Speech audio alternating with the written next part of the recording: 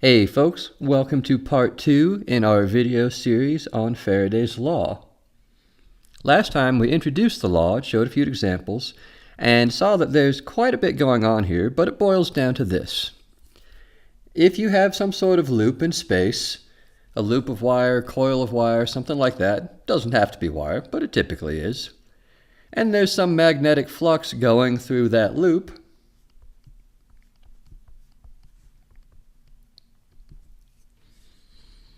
if that flux changes in time for any reason, there's going to be an induced voltage around the edge of that loop such that it can drive a current through that loop if the loop's conductive.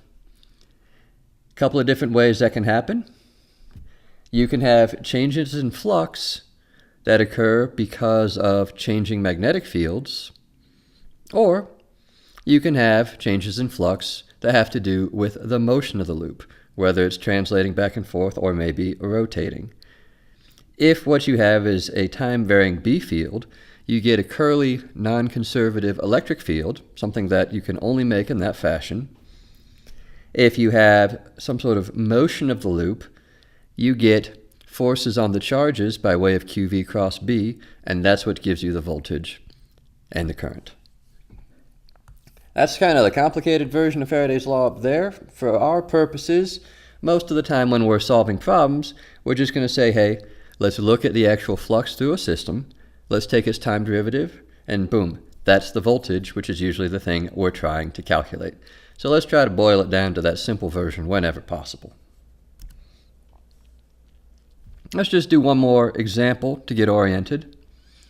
What I have here is a region of space where there's some sort of magnetic field in the background. That's what the X's are indicating. They're indicating some background field pointing into the page. And I also have a little loop of wire of radius r on a little stick. I'm going to grab the stick, and I'm going to spin that loop around with some frequency omega. I mean, sometimes the field lines are going to be going right through the loop, and you're going to have lots of flux. And other times, the field lines are going to be going sort of parallel to the loop, and you're going to have no flux. So your flux, as a function of time, through the loop is going to be changing. And that tells us to expect a voltage. To find out how much voltage, like I said before, we're going to worry about magnitude of voltage and direction of voltage and current separately. To just get the size of the voltage, all we're going to do is we're going to try to write an expression for the flux through the loop as a function of time, and then take its time derivative, and boom, we're done. So flux is the integral of B dot dA. The B field in this problem is constant. However, the orientation of the B field relative to the loop is not. So what we're going to do is we're going to say, okay, the B field is constant, we pull it outside, we integrate, dA becomes A, we have B dot A, but not just B times A, because the orientation is part of the dot product, and that's constantly changing. We know that in general, when you dot two things together, you get the product of their magnitudes times the cosine of the angle between them. And since this loop is spinning, that angle theta is changing in time in a very reliable way. In particular, if you remember some stuff about rotational motion, you can say theta, in a constant speed situation, goes like omega t, where omega is the angular speed. So the flux through this thing goes like BA cos omega t. If I take the time derivative of that, well, that's not going to be too bad. The B is not changing in time, the area is not changing in time, but the angle between those things is changing in time. We hit that, cos turns out into sine, and omega comes out by way of chain rule, and boom, there's our voltage.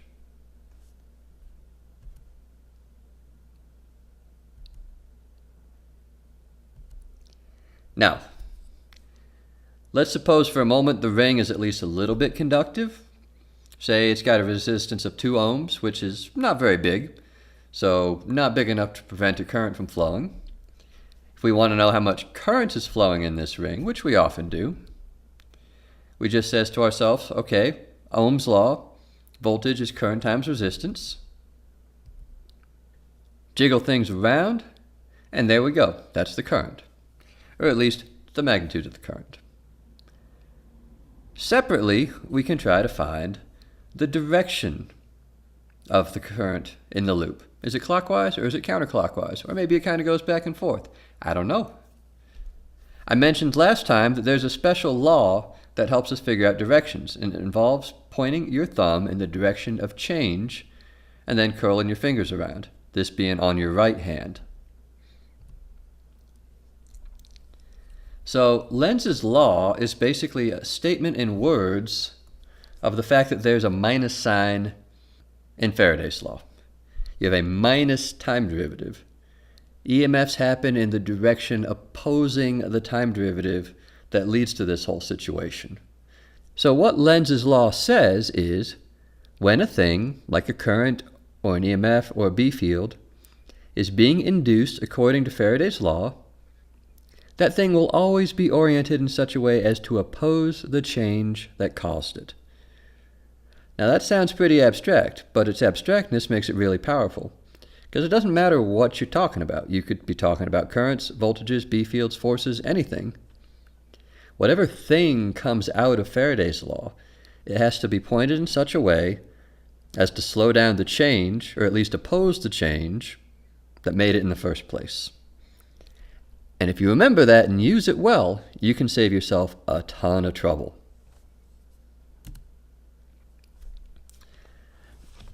Alright, so let's play along. I got a little one for you to try out here. Obviously, if you're watching at home, it's nothing to click in for. Pause the video, think about it, and decide what answer you would pick.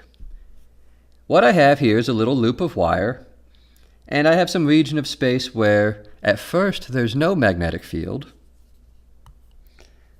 And then a magnetic field starts to show up, pointing downward, and it gets stronger and stronger. Now I'm going to redraw this picture as seen from above, because this perspective view is a little bit tricky. We start with a loop of wire as seen from above, and no magnetic field. Then a magnetic field starts to turn on into the page as seen from above. And as time goes by, that field gets stronger and stronger. So, I look at that and I says to myself, originally we had no field, and then later we had downwards field. So the direction of the dB/dt, and again, we're not really so concerned with the direction of B, we are concerned with the direction in which B changes. We want to know about the direction of the dB/dt, because that's what the actual cause is. And the actual cause is a B that is getting more and more negative. So the change is downwards. Lenz's law tells me that to figure out the direction of the induced current, I stick the thumb of my right hand in the direction that opposes the change, and then use my fingers to figure out what the direction of that current is. So take a moment, try it yourself. Is that going to give me an induced current clockwise or counterclockwise?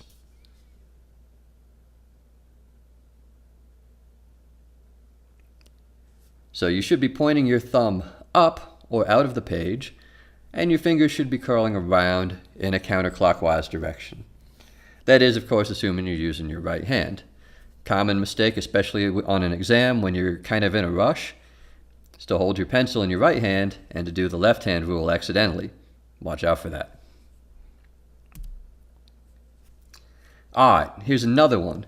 It's the exact same situation, but instead of starting with no field and ending with a downwards field, we're going to start with an upwards field and end with no field. So I'm not going to give you any scaffolding on this one. I want you to just look at it, pause, maybe sketch some pictures, think about it, get your right hand out, and tell me, first, what's the direction of the change in the field, and second, what's the direction of the induced current as seen from above.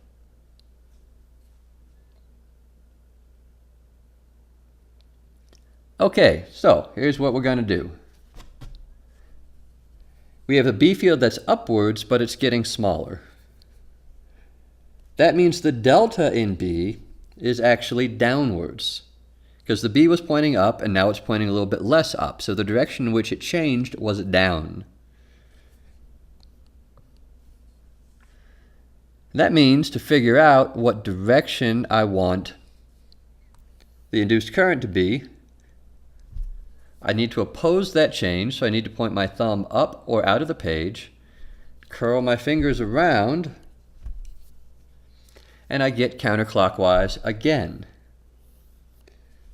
So in both of these problems, whether the field pointed up or down, the induced current ended up being in the same direction because the change was in the same direction. And that's what really matters. Now, Faraday's law turns out to be one of the most useful physical laws you're going to find. I mean, there's lots of useful physical laws, but this is the one that lets you make electricity. And starting in the late 1800s, the whole making and using electricity thing kind of got important and kind of still is important. And the manner in which we generate electricity, as often as not, hasn't really changed that much. Photovoltaics changed it a little bit, but often as not, it's pretty much the same gig.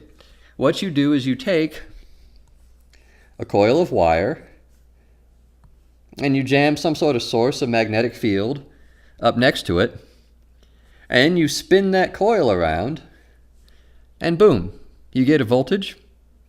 You tap it with some leads, now you got a current, and you find that those voltages and currents kind of oscillate sinusoidally. And so alternating current, the AC current that comes out of the walls, comes about very naturally. The reason we have AC current is because we make it by taking little coils and spinning them in magnetic fields. And we still do this. You'll still find some very basic generators in the world that we call magnetos, which are pretty much just magnets and coils cranked together.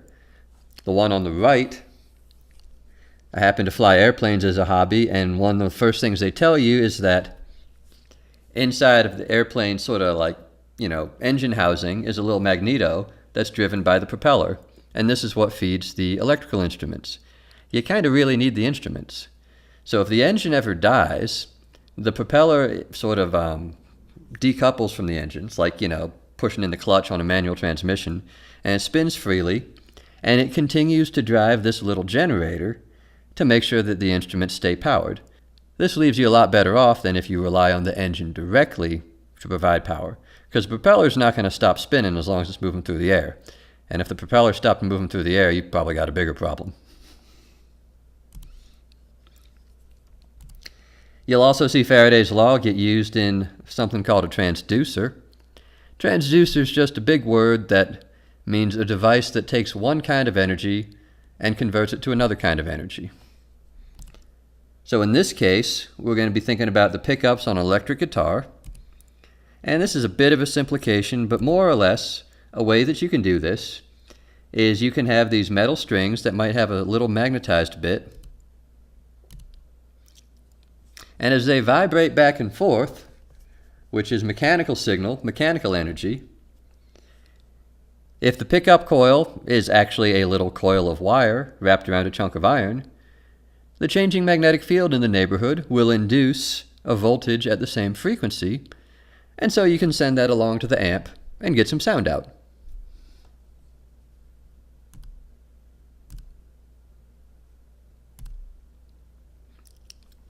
Now here's one I kind of like. You can use Faraday's law to make a braking system. If you make a wheel out of a solid disc of metal, here's what you can do. You could take something like, a big old horseshoe magnet, and put it in the vicinity of the wheel so it makes a magnetic field that goes through the wheel. Now, if you think about any particular little chunk of that wheel, as the wheel spins, at some point that chunk is going to be outside of the magnetic field, and then it's going to be inside of the magnetic field, and then it's going to be outside of the magnetic field again. So the magnetic flux through that little chunk of wheel will be changing in time. And when there's changing flux, there's induced voltage. And in a conducting wheel, that means induced current.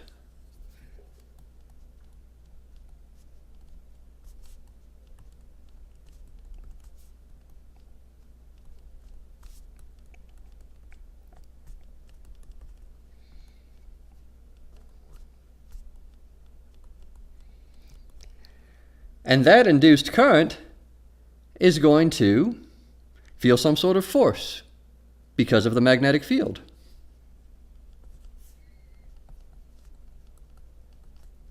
Some sort of IL cross B force. And it's very difficult to track all the little details in there and be like, okay, what direction is the magnetic field? How is the flux changing? What direction is going to be the induced voltage?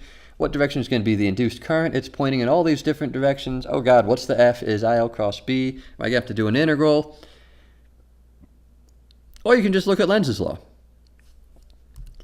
What Lenz's law says is that whatever results from this Faraday's law process must be oriented in such a way as to oppose the thing that caused it. The thing that caused all of this was the rotation of the wheel. So whatever force we get out the other end must be a force that opposes the rotation of the wheel, a braking force. And so if you spin a solid conducting wheel in the vicinity of a magnetic field, you get a braking force. And you can use that on purpose to make brakes that are kind of fail-safe. You see this a lot in places like roller coasters. You've got these solid conducting wheels, and when the roller coaster comes along home and it's got to slow down and pull in to the stop, you just put some magnets in the vicinity of the wheels and the thing is guaranteed to stop moving. There's a million mechanical failures that can happen in a roller coaster, and some of them are pretty bad for you. But as long as those wheels are moving, the thing's on the track, and the magnets are on the track, that thing's going to stop.